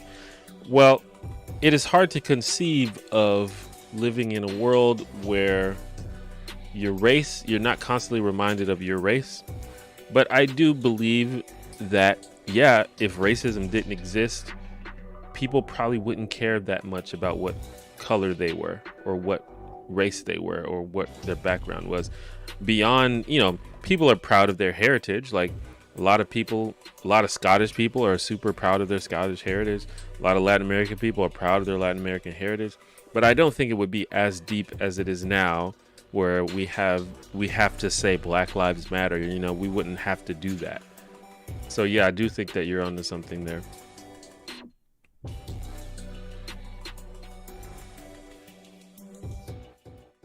What's your favorite video you've put out?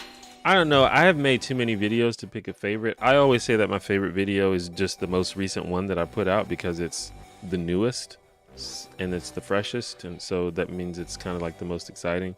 There are a couple videos that I think are pretty good. I don't know what I would say the best is, though. I will say probably the ones that I think are pretty good are the ones that are in my playlist.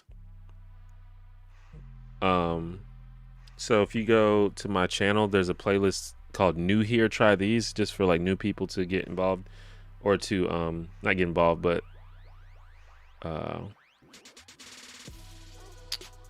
to see what my channel's like. And a lot of those I think are some of my best videos. Like, I think the Cultural Appropriation Revisited is a really good video. What Everyone Gets Wrong About Cancel Culture, I like that one. The Tina Fey video I think is really good. And there's some other ones that aren't in that playlist. I think that my healthcare is a right video is like really underrated. Kind of sad that it didn't get more views, but I mean, it got 43,000. I can't complain.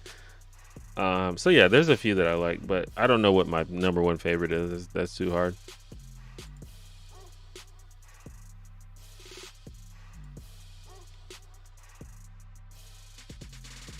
Did I also disable notifications for my streams? I shouldn't have.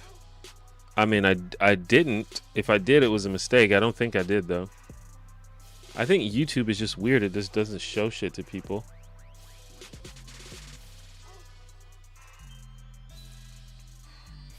I found you because my suggestion gave me one of your videos.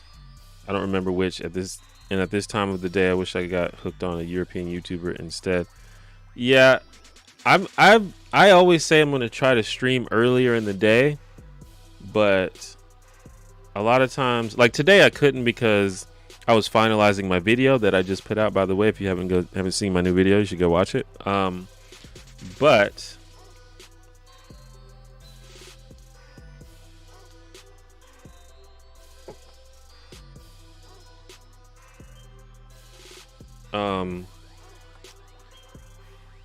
yeah, I will try to stream earlier sometimes. Like I started streaming at about 6 p.m. here, and I can stream at like noon or something. I just have to do it. Diversity versus tokenism video is how I found you. Yeah, that video and the I think the culture appropriation one, those keep getting re-entered into the algorithm. YouTube really likes those videos, I guess because people engage with them a lot. I'm not sure why. Maybe they have really good thumbnails or something, but YouTube keeps suggesting those videos to people over and over again.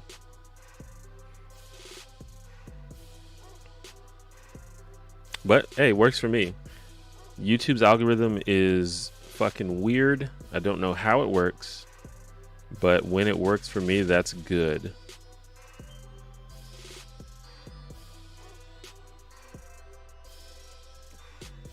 What are the roots of racism, in my opinion? I think it's human nature. I think it's human nature for people to not trust things they don't understand, to fear things they don't understand, to be hostile towards things they don't understand, and to be hostile towards things that are different from what they're used to. And I just think that's kind of a human thing.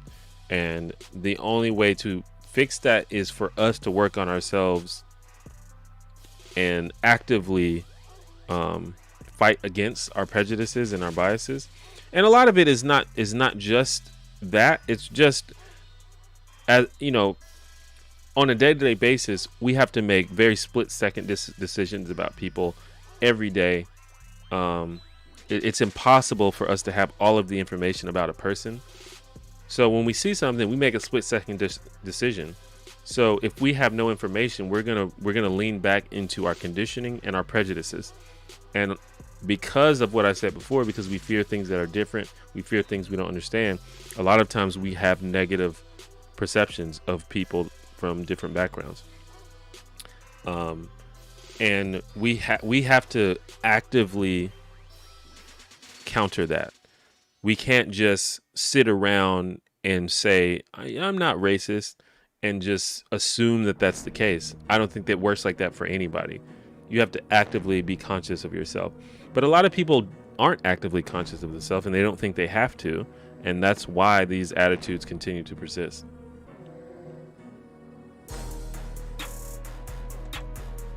Am I on Pokey or Fed's side of the situation? Goodness.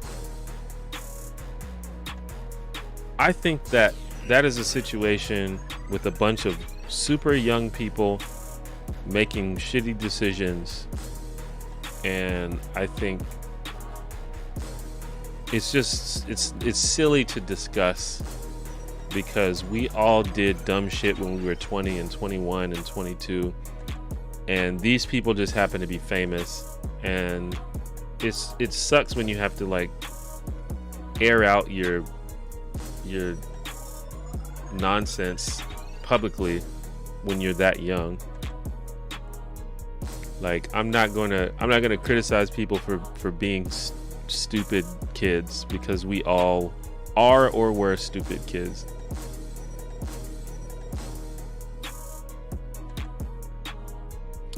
After you say hi, I'm T1J, how long do you wait to leave space to put in follow me? Like, are you just sitting there staring at the camera for like 5 seconds?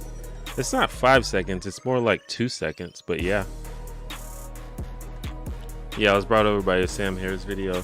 Yeah, the Sam Harris video, that was a big one as well.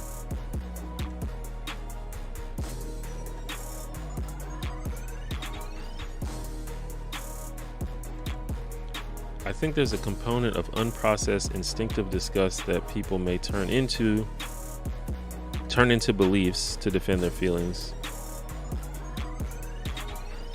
Yeah. And a lot of, also, I didn't mention it, but a lot of racism and bigotry in general comes from societal attitudes. So you can be taught racism that you didn't have before because it becomes normal in your society.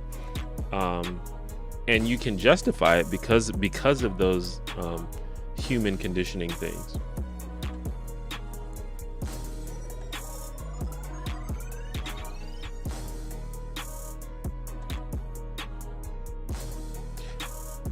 I think the only way to fix racism on the large scale is to fight segregation. There's no way to get around natural xenophobia, but it's possible to expand the notion of our own to include all. I think that would be a big help for sure, because a lot of how people start to get over their bigotry is when they start to interact with someone from that group that they supposedly mistrust or hate, and they realize, oh, they're just a person like me. Or like a homophobic person may, hate gay people until they find out that their daughter's gay, and it's like, oh wait, my daughter's gay, that means that gay people can't be that bad because my daughter's dope. Stuff like that. So the idea is realizing that they're just people, and the likelihood of them being shitty or not shitty is about the same as any other person. Assuming that they are more likely to be shitty than someone else, that's where prejudice comes in.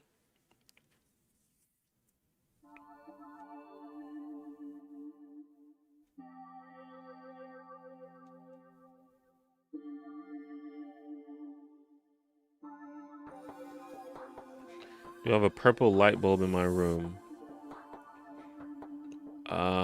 Yeah, I have blue lights. Well, I can make them different colors if I want.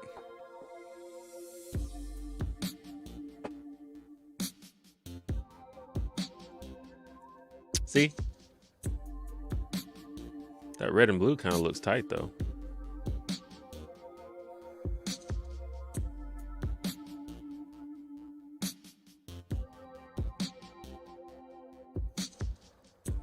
Remember, all Salvatore's in Dark Elf trilogy explain how Drow's xenophobia with their taught prejudice and hate was the YA book that influenced me.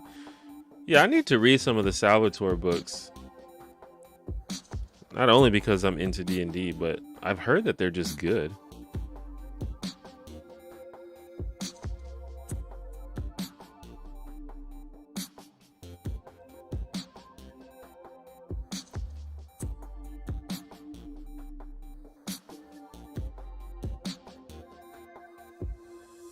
I liked your video about Skillshare.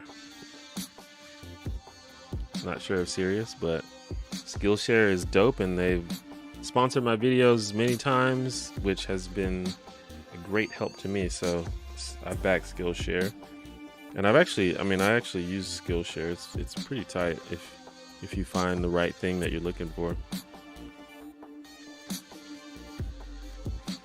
I pretty much only use the colored lights for videos, though. I don't necessarily use them normally.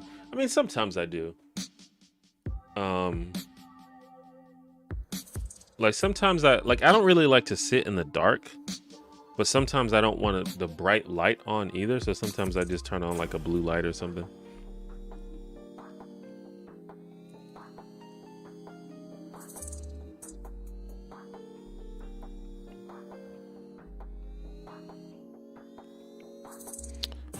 You think it's a lack of innovation that we seem to have a ubiquitous model for public law enforcement globally? Or is it just the best possible model regardless of the glaring flaws? Could we do better? I think it's a lack of innovation. Is there a ubiquitous model of public law enforcement globally? Would you say that that's true? I don't really know. But in general, I think it's a bad argumentative.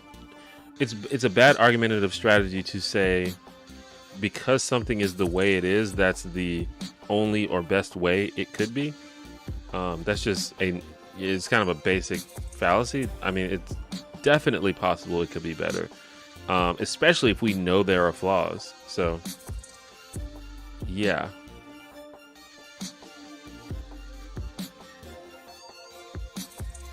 Well, I am. What's up, guy who comments? I am going to probably only stream for about 10 more minutes though, but thanks for showing up. I read a few chapters of of one of the books just for research for my D&D game.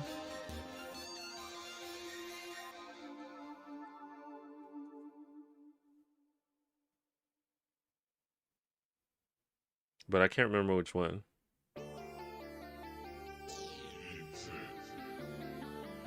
Yeah, I don't know.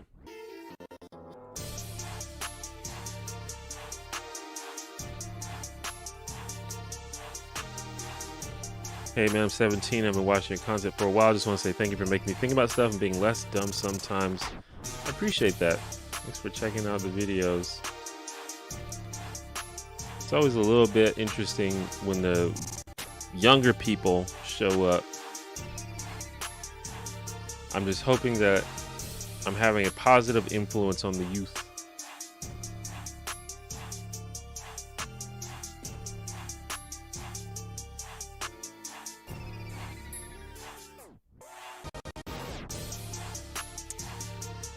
So it seems to me that American left tends to emphasize differences between groups of people instead of universal issues with humanity, which includes prejudices, or do I misread this stuff? I mean, I think that there are some aspects of the left that does that. But I think that the reason that is done is as a reaction to bigotry. If people weren't marginalized because of the groups that they were in, then I don't think that progressives would focus on that.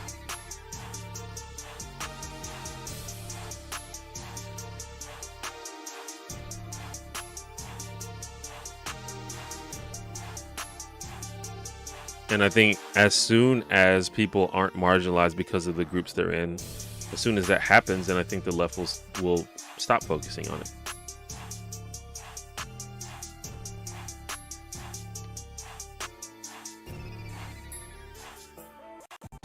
Thank you for the nice comment, Eugene.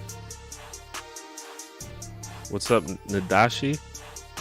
I'm almost certain I said that wrong, but maybe it was close.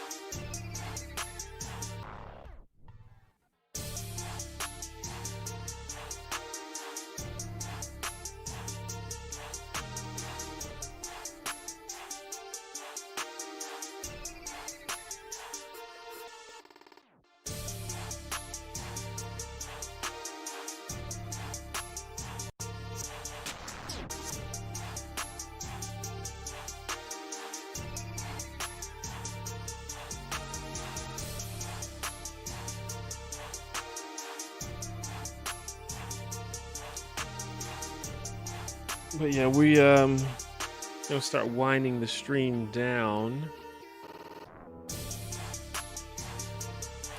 I do feel like this is always a good time for me. Like when I release a video, basically I just kind of take a few days off immediately after releasing a video, and so it's like get a little break, and I feel very good about it. But there are other non-video related things I need to do. Like I need to clean my apartment. My room is getting kind of cluttered. My kitchen needs to be clean. Needs to do laundry. So I got a lot of shit to do. I also, speaking of D&D, I need to prep for my D&D game this weekend. How often do you start making a video and scrap the whole thing because you weren't sure you said stuff right? That has happened several times. Yeah, that happens. It's a little bit weird at, when you make consistent videos, like you can't scrap too many ideas because ultimately you have to put out something. I mean, I guess you don't have to, but the idea is you want to put out something. But yeah, there's been times where it's like, I don't really like this, or I don't really like the way I'm saying this, or I find out that my thesis is incorrect or something like that. And so it kind of negates the whole video. Or I start working on something and I'm like, actually, this is boring and I don't think people are like this. So yeah, that's happened a few times.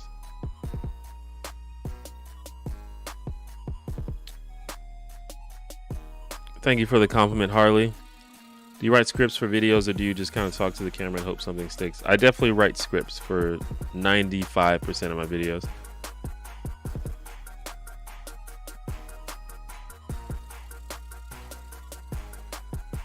You think we could all benefit from more movements like Afrofuturism in fiction?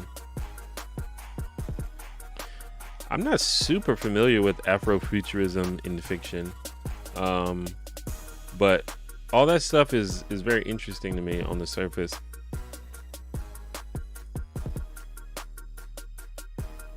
When am I streaming next? Well, I think Monday. The idea is that I stream every Monday and Friday. However, I did not stream last Monday, and I did not stream the Monday before. I did stream last Friday though. But those are the main days, and I don't have a set time. I just kind of do it whenever I'm ready. But hopefully Monday. And the streams are, it's a variety stream, so you never know what I'm going to be doing on the stream. Sometimes I do mini painting. Sometimes I just chill like this. Sometimes I read the news, talk about the news. Sometimes like one time I practiced Spanish on Duolingo. Sometimes I play video games. So the idea of the stream is just for you to like get to know me as a person better and learn more about my other interests.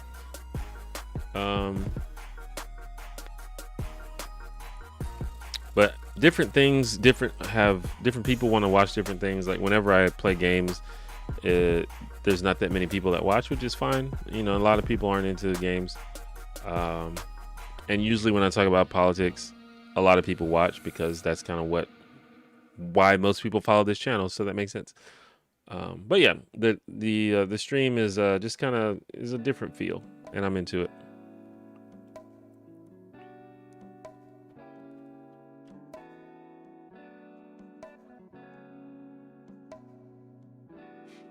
Black Panther is considered Afrofuturism? I suppose so.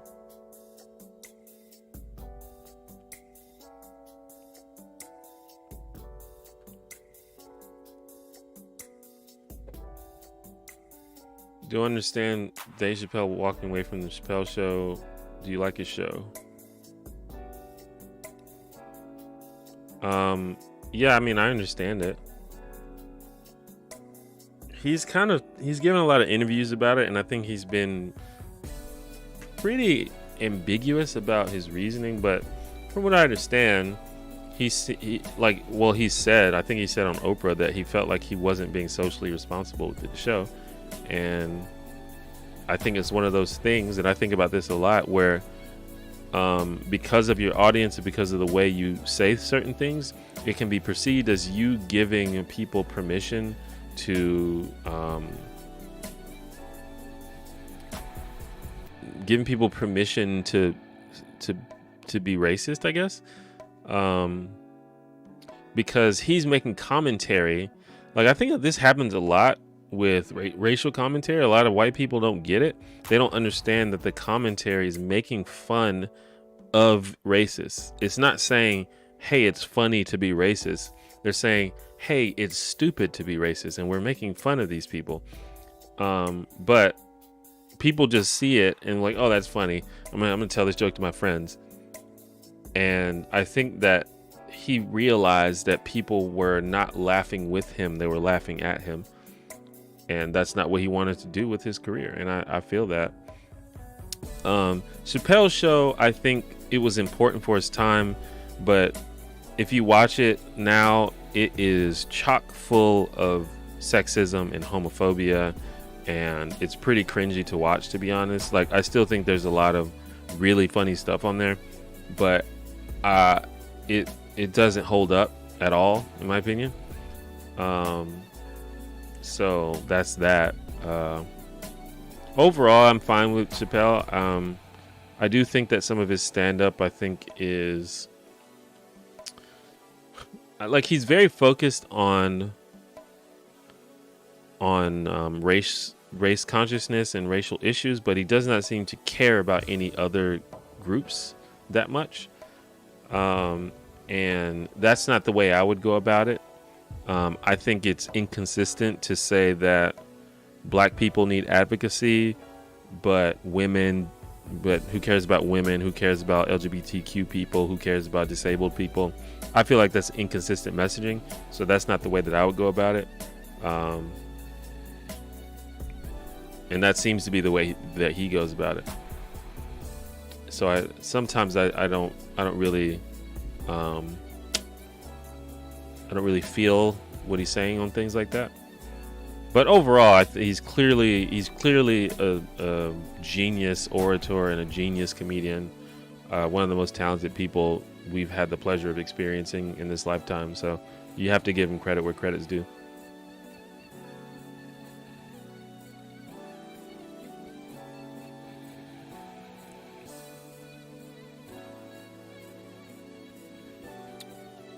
Appreciate it, Creek.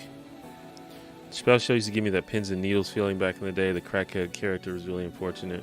Yeah, well, I see. The thing is, it's satire. Like, he's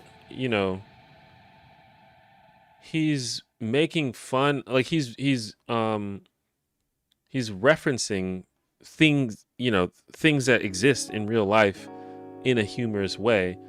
And I don't think he's trying to say, hey, this is cool.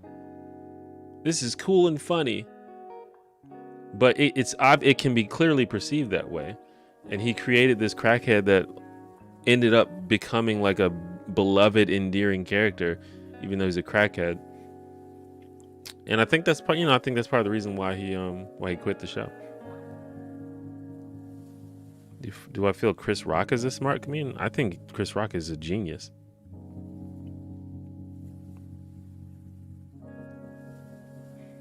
A lot of his comedy has that old sort of 90s sexism, but beyond that, he's definitely a genius. Yeah, I agree. I mean, Pong enthusiast, I agree. I think that was the problem with Chappelle's show, and I think that's why he left, because he realized that white people didn't get it.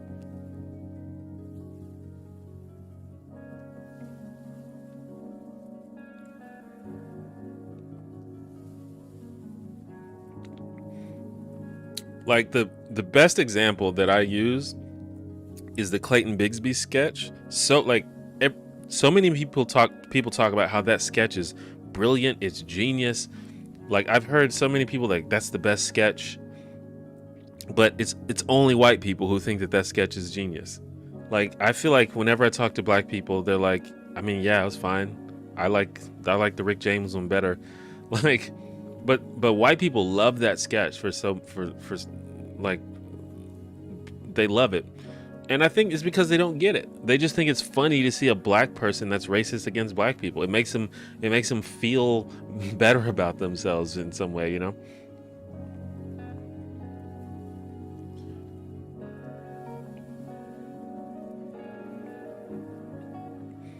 Dave Chappelle's trans jokes are tough to take.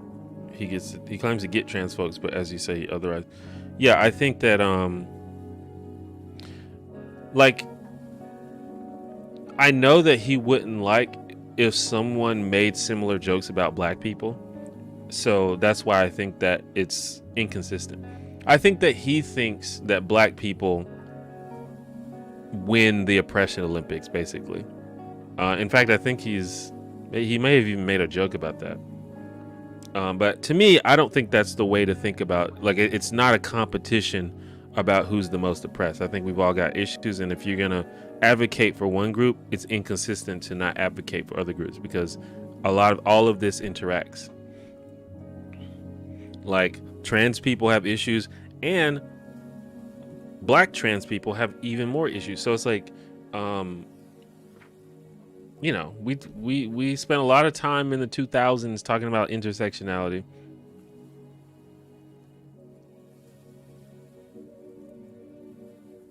But you have to give credit where credit's due. Thank you, Monologica. Have I ever been outside of USA? I was born in Germany, but I left there when I was like 1.5 years old, so I don't remember it at all. And I've been to Panama once when I was very young, and I barely remember that.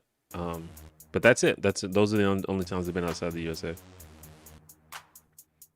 Do you think some stand-up is too preachy to be funny? I mean, it just depends on what it is. I don't think that there's anything. I think something can be preachy and funny, and I think that something can be not preachy and not funny. So it just depends.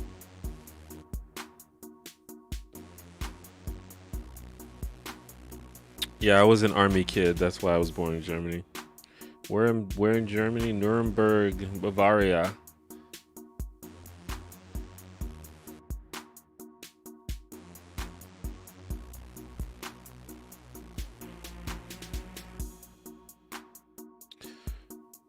But I think we are going to end the stream.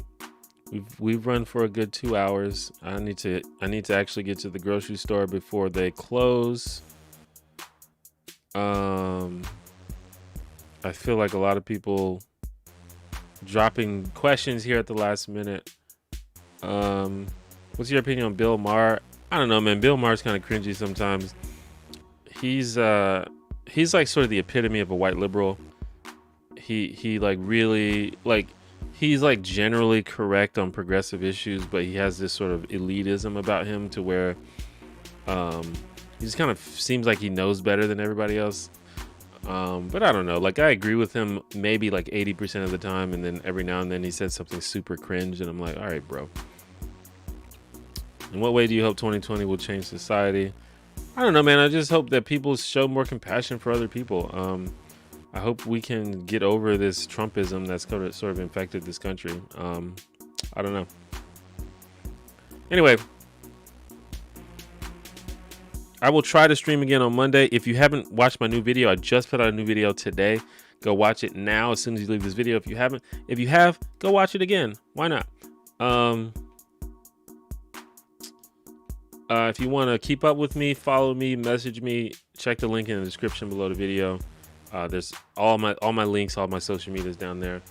Like I said, I'm gonna try to stream on Monday. Really, the only way to truly be there to know when I'm going live is to click the notification bell. I know clicking the bell is kind of weird, and a lot of people don't like to do it, but I'm just saying that's the only way to do it. Otherwise, you can just tune in on Monday. It will probably be sometime between like noon Central and 5 p.m. Central. I know that's a big window, but hey. But yeah, I think that's about it.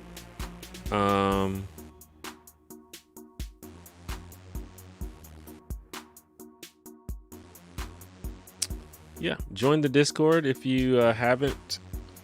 If you're into that sort of thing, it's a pretty chill community. We talk about all kinds of things: politics, art, books, TV, games. So it's like a chill community. If you just want some people to talk to, feel free to join the Discord, theonegener.com/Discord. But yeah, I think that's all I'm gonna say. I will see you hopefully on Monday. Bye.